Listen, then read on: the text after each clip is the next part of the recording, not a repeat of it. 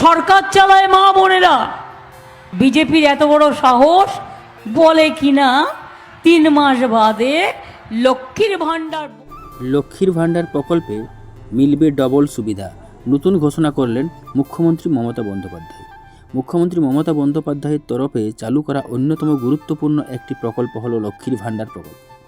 রাজ্যের মহিলাদের জন্য ক্ষমতা উন্নয়নের উদ্দেশ্যে মুখ্যমন্ত্রী চালু করেন এই প্রকল্প।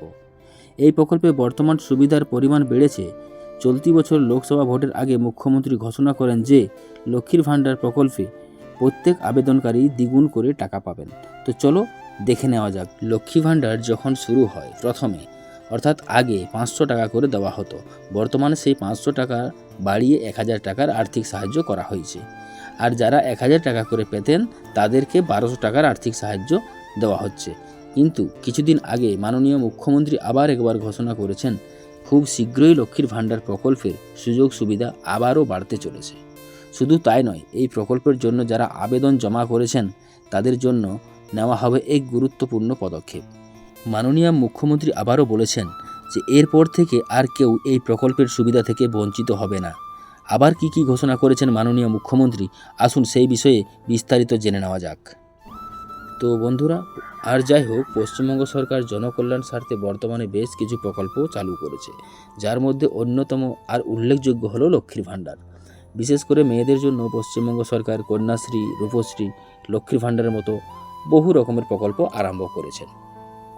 আবারও বলা যায় যে মাননীয় মুখ্যমন্ত্রীর প্রতিটি প্রকল্পের উদ্দেশ্য মেয়েদেরকে স্বাবলম্বী করে তোলা, তাদের ক্ষমতায়নে সাহায্য করা। কন্যাশ্রী প্রকল্প পশ্চিমবঙ্গের মেয়েদের পড়াশোনার ক্ষেত্রে যথেষ্ট সাহায্য করেছে। তেমনি লক্ষ্মীর ভাণ্ডার প্রকল্প শুধুমাত্র মাসিক হাত খরচা দেয় তা নয়, বরং বর্তমানে মহিলাদের কর্মসংস্থানে সাহায্য করেছে। অনেকে নানা কোর্সে যুক্ত হয়েছেন, আবার অনেকেই নিজ নিজ সংসারে প্রকল্পের অর্থ ব্যয় করেছেন। পশ্চিমবঙ্গের প্রত্যন্ত গ্রাম অঞ্চলের অধিকাংশ মহিলার কাছেই লক্ষ্মীর ভাণ্ডার প্রকল্প শুধুমাত্র মাসিক হাত খরচা নয়, বরং এই প্রকল্পের টাকা দিয়ে তারা তাদের সংসারের প্রয়োজন মেটায়, সন্তানদের পড়াশোনার কাজে লাগায়। আর তারই ফলস্বরূপ হিসাবে সরকারের এই সিদ্ধান্ত আনন্দের সঙ্গে গ্রহণ করেছেন পশ্চিমবঙ্গের লোকজন। আর তারই ফলস্বরূপ লোকসভা ভোটে তৃণমূল কংগ্রেস দারুণ রেজাল্ট করেছে, এটাই বিরোধীদের মতামত বলে মনে হয়। আর এই লক্ষ্মীর ভাণ্ডার নিয়ে মুখ্যমন্ত্রীর কী মন্তব্য, চলুন একবার দেখে নেওয়া যাক।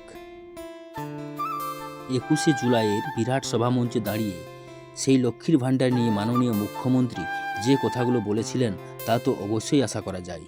যথারীতি মাননীয় মুখ্যমন্ত্রী বলেছিলেন যে এই প্রকল্পের জন্য আটকে থাকা প্রতিটি আবেদন খুব তাড়াতাড়ি খতিয়ে দেখা হবে এবং রাজ্যের প্রত্যেক মহিলা যাতে প্রকল্পের সুবিধা পায় সেটাও দেখা হবে।